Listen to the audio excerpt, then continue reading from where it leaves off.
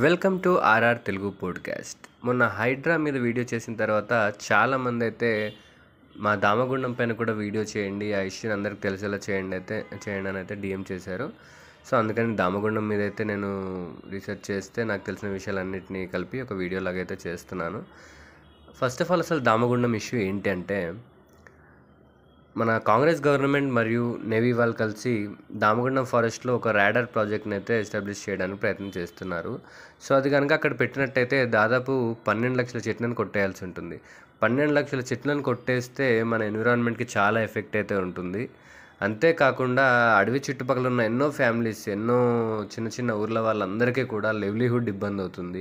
చిన్నప్పటి నుంచి వాళ్ళు చూస్తూ పెరిగిన అడవి ముందు లేకపోతే, మన ఇంట్లో ఒక మనిషి లేకపోతే ఎలా ఉంటుందో అలా ఉంటుంది వాళ్ళకి.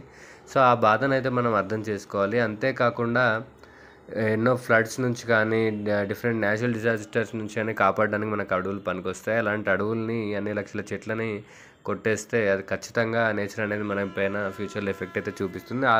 ఆల్రెడీ అలాంటి ఇన్సిడెంట్స్ మనం 1-2 అయితే చూసాం. ఇంకా ఇలాంటివి ఎన్నో చూడబోతున్నాం. తెలంగాణని దామగుండం లాంటి ఎన్నో అడవులు కాపాడుతూ వస్తున్నాయి.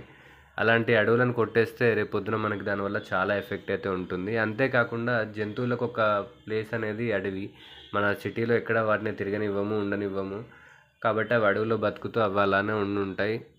ఒకవేళ మనం ఈ అడవులన్నింటినీ కొట్టేసినట్టయితే అవి ఒకటో రెండో జంతువులు పారిపోయి, మనం ఈ మధ్య చూస్తున్నట్టయితే రోడ్లపైన ఒక పులిని చూసాము. అలా రోడ్లపైన జంతువులు వస్తే ఇప్పుడు కనుక మీరు వాటిని కాపాడలేదంటే రేపొద్దున మిమ్మల్ని కూడా ఎవరు కాపాడలేరు. కాబట్టి అడవులను అయితే కాపాడదాం. ముఖ్యంగా దామగుండం ఫారెస్ట్ ఇష్యూకి అయితే మనం అందరం సపోర్ట్ చేద్దాం.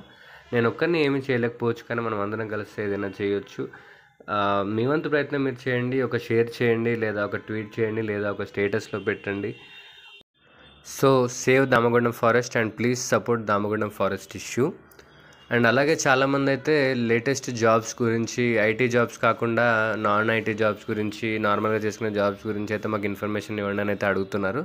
ఖచ్చితంగా లేటెస్ట్ వీడియో వచ్చేసి లేటెస్ట్ నాన్ ఐటీ జాబ్స్ ఇప్పుడు ఎవరైతే వాకిన్స్ ఉన్నాయో వాటి గురించి అయితే డిస్కస్ చేయబోతున్నాను. సో నెక్స్ట్ వీడియో కూడా ఖచ్చితంగా మిస్ అవ్వకుండా చూడండి. భారత్ మాతాకి జై.